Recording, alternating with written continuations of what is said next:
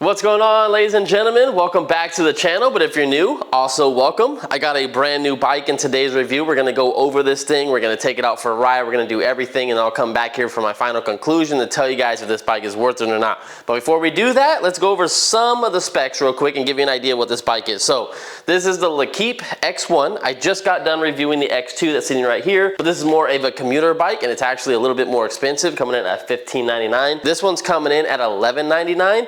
Now, don't get this confused with the Pro model because they do have one that has two batteries. So this one, the battery sits right here. It's 720 watt hours. The other one has a battery that sits right back here. I don't know the size of it, but it is going to be more on the heavier side of an e-bike. This one should be more faster and lighter out of the two, but it's not going to get as much range. So just keep that in mind. But this thing does come with a Bafang 750 watt motor. It peaks at 1400 watts and it looks good. So what we need to do is bring in here with the camera. Let's go over some of the specs and I'll tell some pros and cons, and then we'll get out for a ride, and then again come back here, give you my final conclusion and see if this bike's worth it or not. So don't click out yet. Now before we do anything with this bike, I believe the alarm is on. Now this does come with a nice alarm. It also has a button that you need to push to turn this bike on and off, so someone can't just come up here and push your power button and it activates and they just ride off into the sunset. It is a little hard to get it working, to get it to go off. You got to kind of move it a little bit more. It kind of does that at first, and I think if you keep moving it a little bit more, it will finally go off and it'll be a little bit louder. But as you can tell, it takes a lot of moving to get that alarm to go off. And then you have your dedicated unlock button. And then to turn the bike on, you have a lightning bolt at the bottom of this. You have to tap it twice. You'll hear that noise. Then you can hold the power button, and now this bike will come on, and then you can see everything going on. Now, another thing you might be thinking on this bike, as you see there's keys hanging from the bottom of it. Now, you don't need to leave these keys in. Compared to some other e-bikes that have keys that lock the battery in here, that's all this is for, to lock the battery and then unlock it. You do not need this to have the bike turn on whatsoever. What's up, buddy? We're shooting a video right now. Now, since you guys know this is a foldable bike, I want to show you guys in real time how long it takes to fold this thing down. Now, it has been pretty difficult on this bike. I think this thing needs to be lubricated right here. Without further ado, let me just show you. So you have one little latch that you got to push forward, and you pull this. It has a nice handle, very easy to do. And then from there, you basically just have to stand behind the bike and just fold it the best way you can. Use your muscles. It's really hard at first to fold this thing back. Once you can get it, once you get it folded enough, you can grab this battery and you can pull it right out once you unlock it with the key, because right now it's locked in place.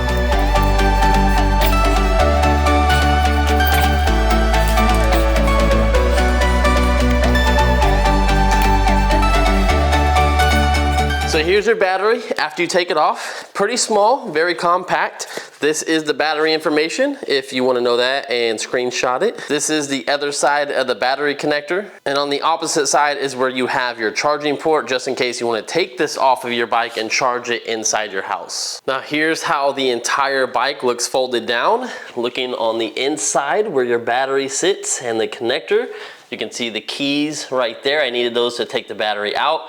Here's how long your seat post is, and let's do a quick walk around just so you can see how compact this is. Now you could probably bring this back section together just a little bit more if you push it in, and it's nice that it does have a resting stand on this side, so you're not gonna mess up any of your paint. So I'm curious to see how long this is gonna take me. Probably gonna have to speed up this footage, but I need to see which way this goes in. I believe it goes in this way. It tells you the plus and minus. Okay, it's this way. Make sure you line up the plus and minus. It tells you on both sides. If this thing slid in, you need to get your key and you gotta lock that in place or it will just slide right back out. So just be very careful on that. And then it's easy if you do the handlebars first. And it's cool because the handlebars have a sliding locking mechanism to keep those from folding down. And then we just need to take this whole thing and fold it back out. And I gotta tell you, this thing is very, very hard.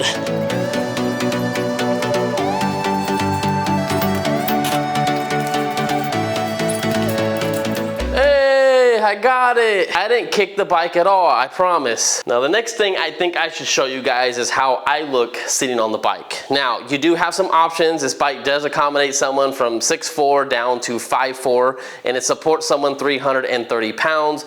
This rear rack bag here is 25 kilograms, and I have the seat right now at the highest point it will go. So let me show you guys me get on the bike at 5'9". Keep in mind, 5'9", all right? I'm gonna have to use my garage.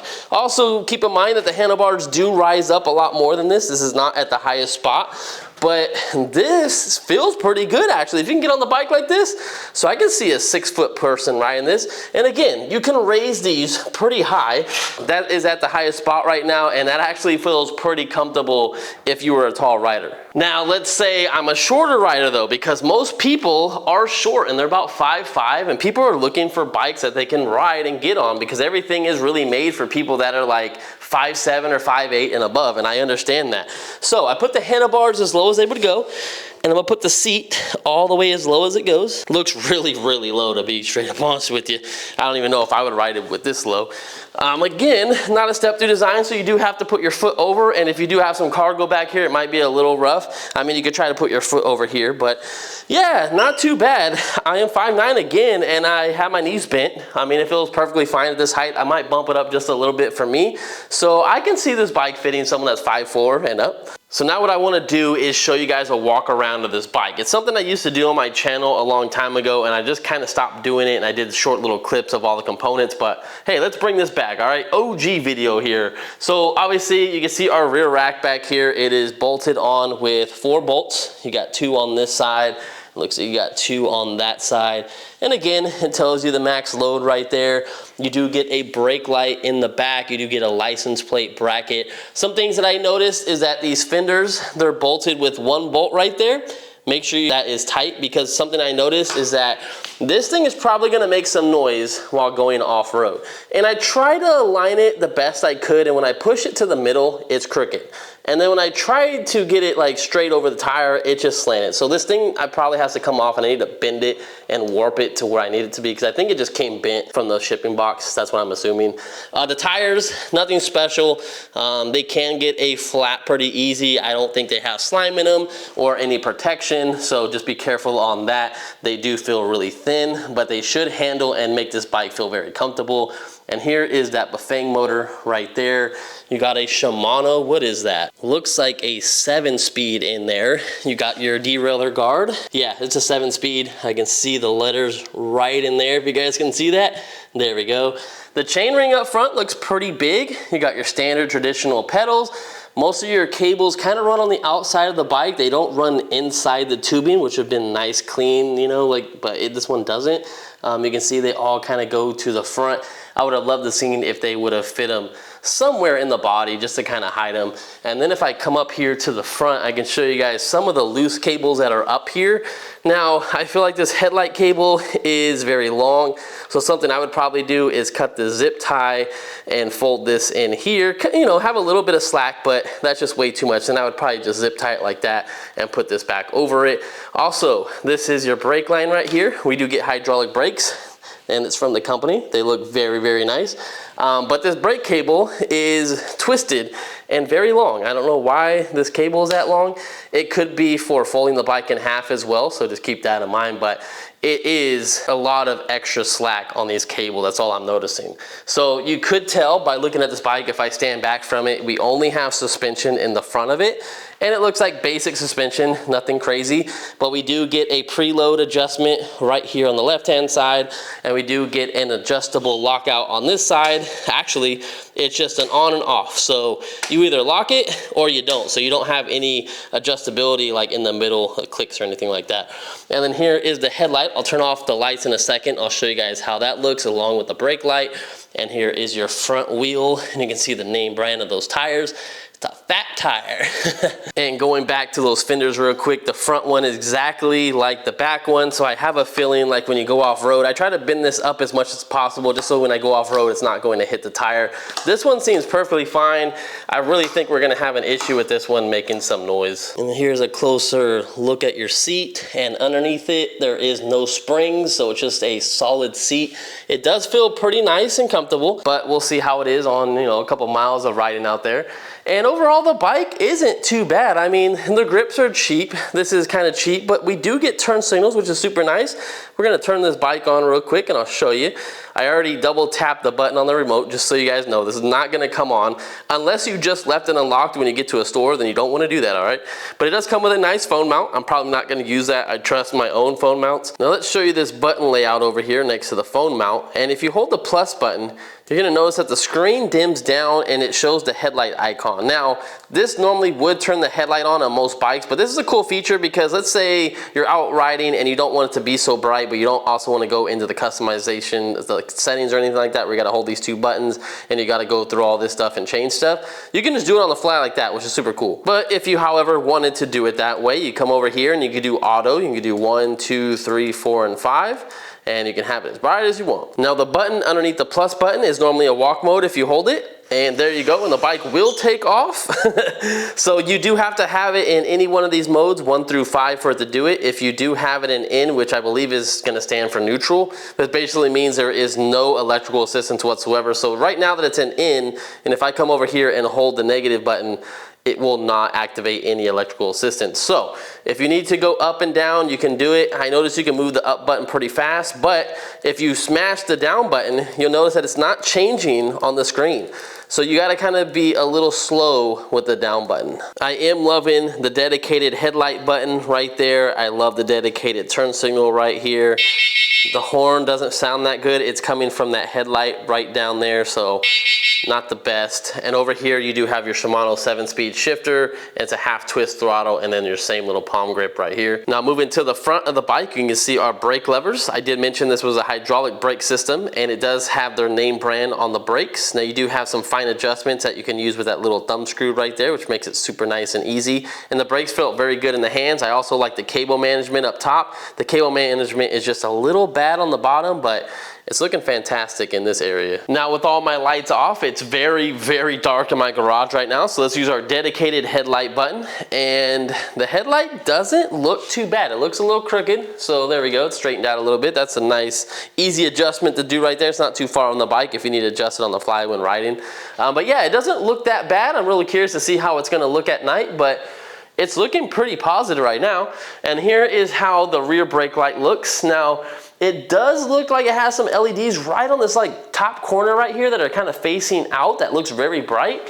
It doesn't look terrible. In the middle, it's not as bright, but on these corners right here, it's very bright. And if you do hit the brake lever, I was expecting a little tiny bit more light to come through there. It only gives you, what, one little extra baby light right on the top. So I would like to see a little bit better brake light, but it's definitely better than most that I've seen out there. Some real quick mentions before we take it out for a spin that I didn't mention yet is that right here on this side, if you don't take the battery out, this is where you would charge it. Now it is a little hard to get mine off. You do have to hold it and stick that charger in there really quick, because as soon as you let off, it just folds back and just wants to close up. So anyway, that's where you charge that out. And then you do have a motor disconnect right here. And right here is where your 25 amp controller is on a 48 volt system. And of course, your battery I showed you earlier was right here. And the charger for this is 3 amps and will take anywhere from 3 to 4 hours to charge the battery. All right, guys, well, that should be everything you guys need to know about the Luckeep X1. Now, again, this is not the Pro model, so it's not gonna get as much range. I'm really curious to see what our range is gonna be on this test. This thing only weighs 76 pounds, so I'm expecting to have more torque. It does say 80 newton meters of torque, but we're just gonna have to find out right now when we put the action cam on, so let's go. All right, ladies and gentlemen, we switched over to our action cam. We're shooting on the Insta360 Ace Pro on the Luckeep X1. You guys already know this. Nice, beautiful day out here.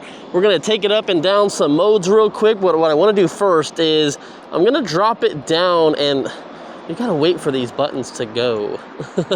Somehow I turn on cruise control by doing the down button. So right now I'm in in. In should mean like neutral or park, and you do not get any electrical assistance whatsoever. That means you have to pedal this bike. So here we go. Let's see how this bike is to pedal, just in case you run out of battery or you just don't want any assistance whatsoever. Oh dang, yeah, I'm in gear number 2, and this is still, I'm really connected to this bike. I'm really putting in some effort. Now, it's not a very heavy bike, so that feels pretty good. This is definitely an easy bike to pedal if you're in gear 2 or 3. Now I bumped it into 1. Let's see what 1 takes us up to with throttle only. I'm wondering if it's just unlimited. Yeah, that seems unlimited. So if you're in 1 to 5, it will go as fast as it wants. And we have that cruise control activated. So anyway, let's see how the pedals do in 1. You get about 12 miles an hour, so let's go up 1. Definitely feel that power kick in. We gotta shift gears because I'm ghost pedaling right now. And mode 2 takes you up to about 17 miles an hour, or 16 over here. This is pretty accurate, actually. Now it's accurate. Yeah, so that's pretty spot on right there. So let's go into 3. Let's see how fast 3 is. I felt a little bit of a jump. We gotta switch gears again. Ooh, definitely ghost pedaling after 19 miles an hour. And it's looking like mode 3 will give us 20 miles an hour, or 21 is what it says on this display. Number 4, definitely moving now, getting closer to class 3. Oh yeah. All right. Looks like 4 will take us up to roughly 24 or 25 miles an hour. And without further ado, we're gonna put it in 5. This is the torque we get out of this thing. We will test it out later in a stretch of road and we'll see how fast it gets up to the speed. But it definitely feels like it has some good power taking off. Now let's see what our maximum speed is. And it's cool, we got cruise control on here, so I don't even have to hold on to the throttle. That is super lovely. Now it's not the most comfortable bike one-handed. These bars are pretty short. You can also tell because I put my phone up here and it's blocking all the controls over here. So this is a good bike if you kind of want to maneuver in and out of traffic because the bars are so short. But it also makes it a little bit unstable when you try to ride one-handed, especially if you have any dips or potholes. So be careful on that. Probably keep both hands on the bike at all times and wear gloves as well. The reason why I'm not wearing gloves, I say this in every single one of my videos, because I like to feel how the bike feels, the bumps that transfer from the grips and handlebars to my hands, just to get a feel for it. But once I actually do ride these bikes on a daily basis, I normally wear gloves, but on review videos I don't. And so far it feels pretty good. We have a little bit of wind and I'm seeing about 29 miles per hour. And the speed on display is at about 30. So my first initial impressions on this bike after doing those speed tests is that the seat feels pretty good.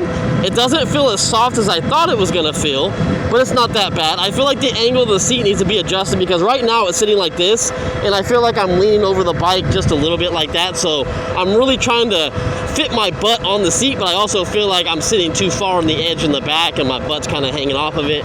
But it's not that bad. The next thing I noticed right off the bat is that since this is a foldable bike, the handlebars to the seat, it's pretty close. Now it doesn't feel that bad, but there is no adjustability in the front.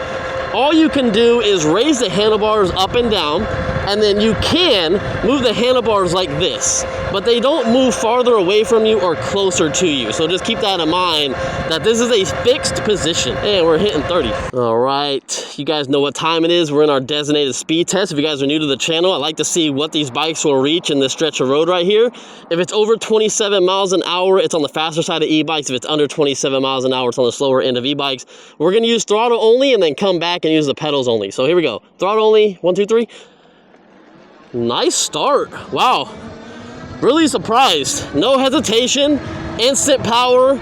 Took off. Feels like it has like 100 Newton meters of torque. It actually really picked up better than I thought it would.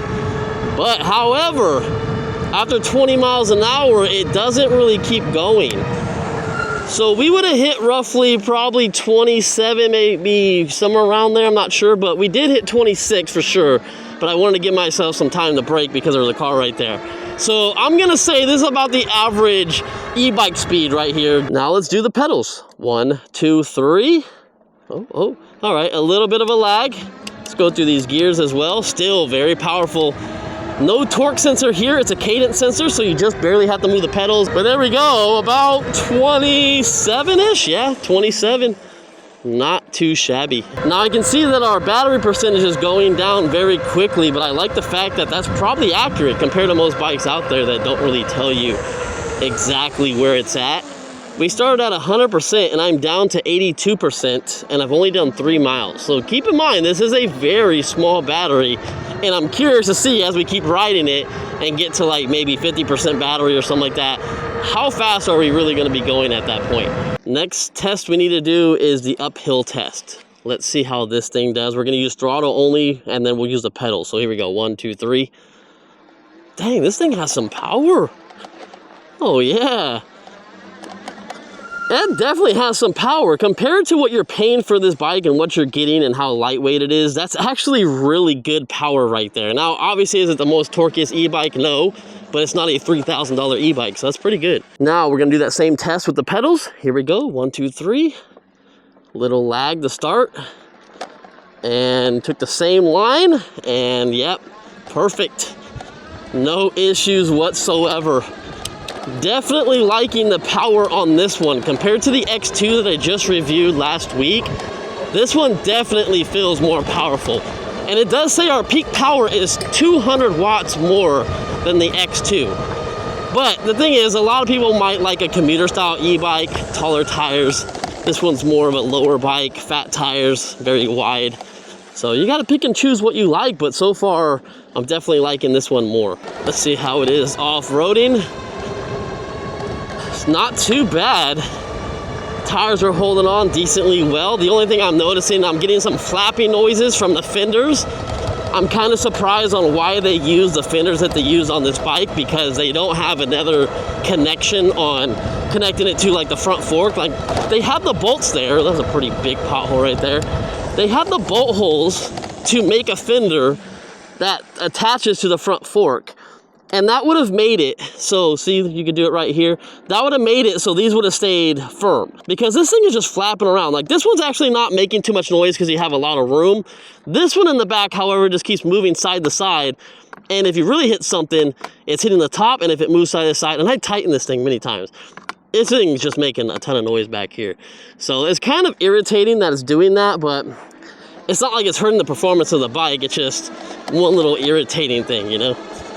And I gotta say, I'll give this bike a score of about, I would say 6.5 out of 10, because we don't have rear suspension, we only have front suspension. And I did hit a few potholes back there that were really jarring and kind of hurt my hands. Worse than I thought it was gonna be. I thought it was gonna be a lot better than that. So that's the score I'm gonna give it for off-roading. So the next thing I like to do is a turning test, and I'll tell you that this bike turns very well. Now you gotta put a little bit of muscle into it, nothing crazy, but you gotta kind of lean your weight into the turn, just because they're not the skinniest tire. The more skinnier the tire is, the better it's going to turn on a dime. Fat tires are gonna feel more comfortable on the road, but they're not gonna turn as well. But because it's a foldable bike and the way the stem is, it definitely feels easy to turn. You don't feel as connected to this bike compared to a traditional style e-bike that doesn't have this long stem. So keep in mind, it's a little bit more unstable, like I was saying earlier, than some of the other e-bikes. So right now we gotta do our braking test. We're doing 28 miles an hour. This is a perfect test right here. Here we go. 1, 2, 3. Whew. Dang, the brakes work so good, I slid sideways for a little bit. Wow. You guys can definitely see the line of where I stopped at, and yeah, not too bad. So this is the line. It's a little painted line. It's hard to see in the road, but if I stop at the line or behind it, it's one of the more better e-bikes for stopping. And I gotta say, these brakes, for the weight of this bike and the power and everything like that, it's great. Compared to the X2, this did way better. The X2 was like somewhere like way out here, so this definitely stopped much better. I gotta say, if you're a heavier person, it's gonna be kind of hard to bottom out the suspension. Now, I'm pretty sure someone can do it, and there's been some complaint somewhere of that happening. But I was pushing it down as hard as I could, leaning all my weight on the front, and it was only going like halfway down, so that's pretty good compared to other e-bikes out there that will do that on factory settings. And I have it unlocked, and I have the preload adjusted all the way down for me, and yeah, no problems with the front suspension. Now, you guys have probably already been able to tell, but this bike does have a little bit of noise coming from it. It's nothing crazy. I have a full face helmet on, and I can definitely hear it over my full face helmet that are blocking my ears. So it's definitely gonna be louder to you if you're just wearing a half helmet. But the motor does make a little bit of noise. Nothing too concerning. It's not the loudest one I've been on. It's not the quietest one I've been on. It's probably in the middle, probably a 5 out of 10 on the scale. So if that bothers you and you want a completely silent bike, this probably won't be for you, but it's definitely not a concern. It's just something I want to point out. And as we come around this little corner right here, let's see how well this thing handles. It's a little bumpy. Just a little bit, right on the side of the tire. It almost kind of feels like a water bed, but not too bad. I got these tires aired up to 18 PSI out of 20 20 is the max they go to, but I really never like to do my tires at the max, just because you never know. I like to get a little bit more softer of a ride, but I also don't want to be too flat. So if you probably don't air these things up past 15 PSI, it's gonna feel probably flat, and the handling on this bike is not gonna be very good. Let's see how it does downhill. I'm curious to see if it's gonna cut our power or if we can go faster than 30 miles an hour. We do have a little bit of wind coming with us. Doesn't feel like it's cutting my power, but I guess with the wind, I'm unable to get anything over 29 miles an hour. Our max speed we've been on this bike is 30 miles an hour, and that was closer when we had about 90% battery. Right now we're at 63%, and I have done 5.5 miles. So the way this bike is looking to me right now is that I'm probably only gonna get roughly maybe 15 to 17 miles. Really depends, because I know our power is gonna start cutting down as we get closer to the battery cutoff. So I'm kind of just curious on that. Now the next thing I got to show you guys is a throttle response, and holy crap, I forgot we had cruise control still on. I was jamming through there. So here we go, throttle response, 1, 2, 3. It's instant. Honestly, there's no complaints there. Just like the X2, it was instant, 1, 2, 3. Yeah, as soon as you pull it, it gives you the power and it's moving. Now let's try out the pedals. Here we go, 1, 2, 3. Oh yeah, pedals are the same way. Absolutely instant on the power. I'll do that one more time. 1, 2, 3. Yep. Not a complaint in any department on the power input when you need that power. That is awesome, because if you're trying to get it away from someone, get across the street super fast, that is awesome to have the power when you need it and not have any lag. I hate when you get a bike and it's like 2 or 3 second delay until the power comes on, or the power slowly ramps up. Now they probably do that for tuning reasons, for like issues with the motor, having to return them and stuff like that, or the gears going out. I can understand that, but it's not fun when they do that, because I want to get across the street as fast as possible. I don't want to be sitting there waiting for the bike to just kind of hurry up and go. So I gotta give Luckeep a thumbs up, because the X2 and the X1 both perform very great in the throttle test. Hey man, don't come in the bike lane, brother. We've had 2 people in the last 2 days get hit on bikes, and it's scary. Hoping that's not gonna be. And I think one of them was a scooter, so that actually makes 3. I should use my turn signal. We got turn signals.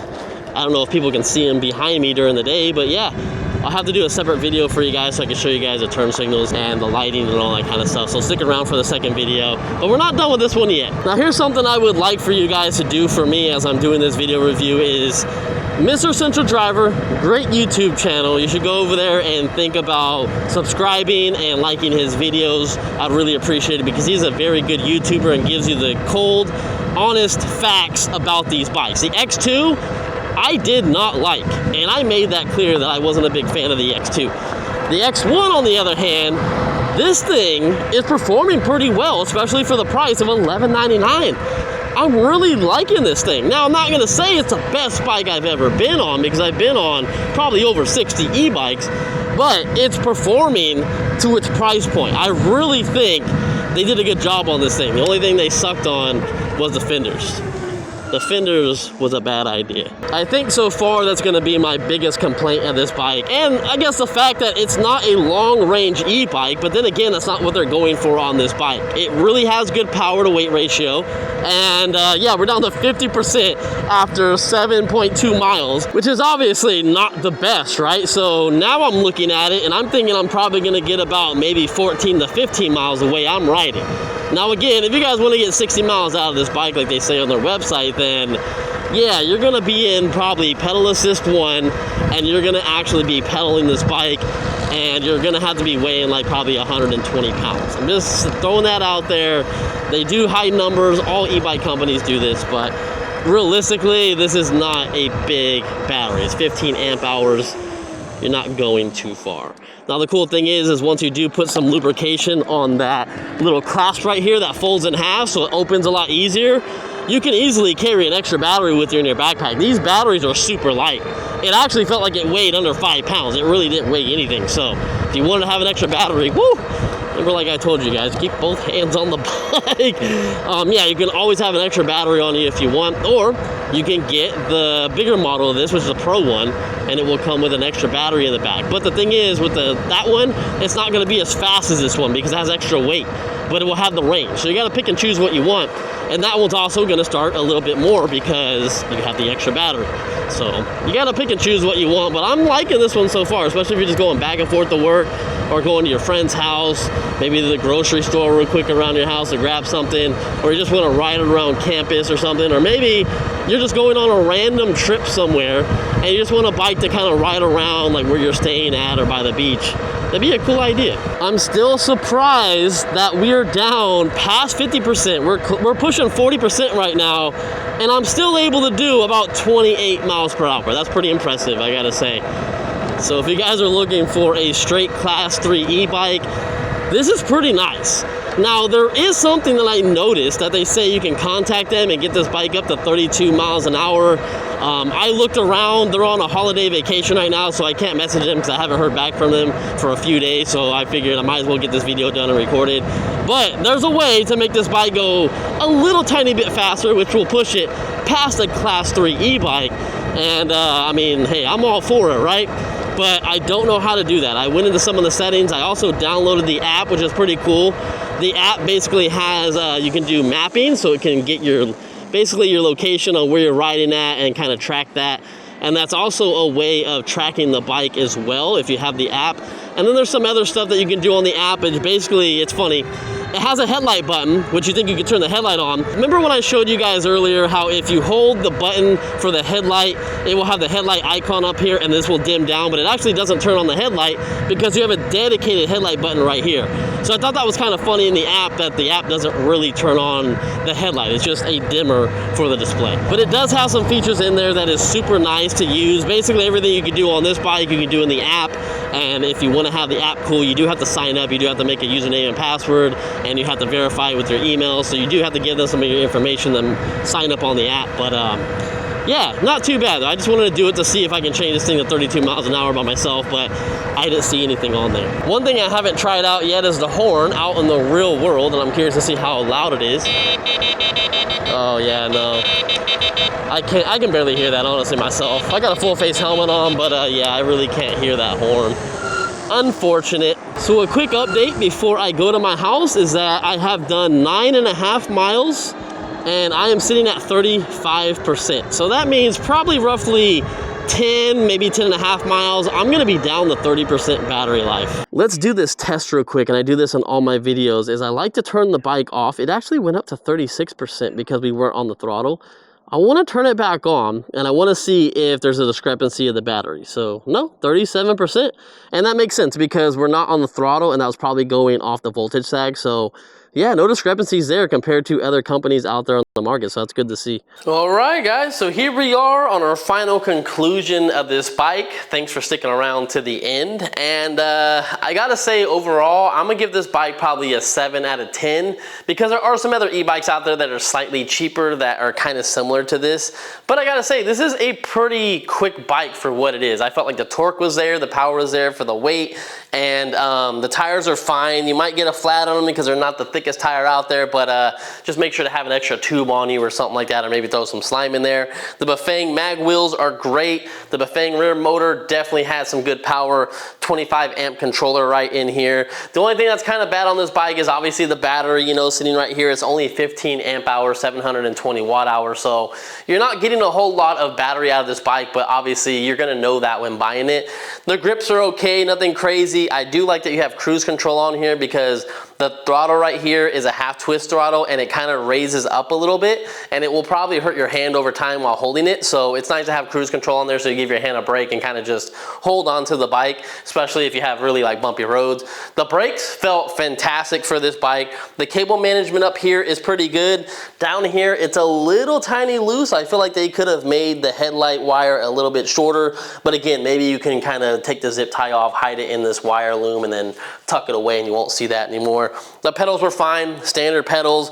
Ghost pedaling though, that happened at what, 19 miles an hour? So ghost pedal on this bike is, I don't know, it's not great. You're not connected to this bike like you are some other e-bikes that you can be connected up to 28 or 30 miles an hour. 19 miles an hour, and basically you're just free coasting. It's a cadence sensor, so you don't have to put the power in. You just need enough like movement to get the sensor moving, and then it's just gonna give you all the power depending on what type of pedal assist you're in.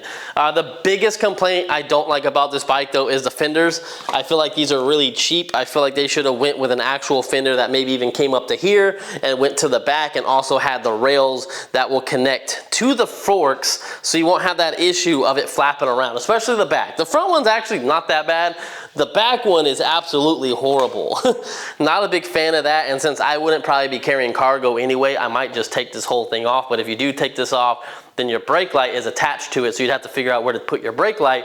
But that would also stop a lot of the noise, because this is basically hitting everything on this rear rack. So if you took the rear rack off, then this fender isn't gonna have an issue. It's gonna still move up and down, but if you have it far enough away from the tire, you're not gonna hear it anymore. The seat was great. I did see underneath that you do have an adjustment, so you can kind of rake it back and forth, because again, mine's sitting like this, and I would like to have it sit up a little bit more like this. I like that the speed on here was accurate, and overall, it's pretty fantastic. I think one issue I had on it when I first got it, and I think it really just needs lubrication, but taking this thing apart, especially when you get the bike in the box, it's a pain in the ass to put this together, because I think it's just really tight on there and it hasn't like moved a lot. So the hinge on there is really like sticky, and I had to like literally kick it to get it to fold back together. But it's a cool bike, especially for $11.99, and I will have my links and discount codes down below. I should be able to save you guys 10% off this bike. So it's actually gonna probably put it closer to the $1,000 mark if you guys are interested in this. And I would highly recommend this one over the X2, unless you want a commuter style e-bike that has huge tires on it, or taller tires, I should say, not huge tires, because these are huge tires. These are thin, tall tires. So if you're looking for a step-through design as well, that's a great bike. But if you want a folding bike, it does feel a little tiny bit cheaper than this one, but this thing just didn't have enough power where I feel like this thing really picked up and it just left. Like, it was really good off the line, and it held its top speed, especially at 35%. It was still doing 28 miles an hour, so that's great. So anyways, I'll see you guys in the next one. Subscribe if you guys want to watch some more content on this bike. I'm going to do one more video on it where we check out the turn signals, the brake light, the headlight. We're gonna go for a night ride, and we're just gonna see how it performs at nighttime, basically. So I'll see you guys there, and subscribe, please. I'd appreciate it. Thanks. Truly peas, baby.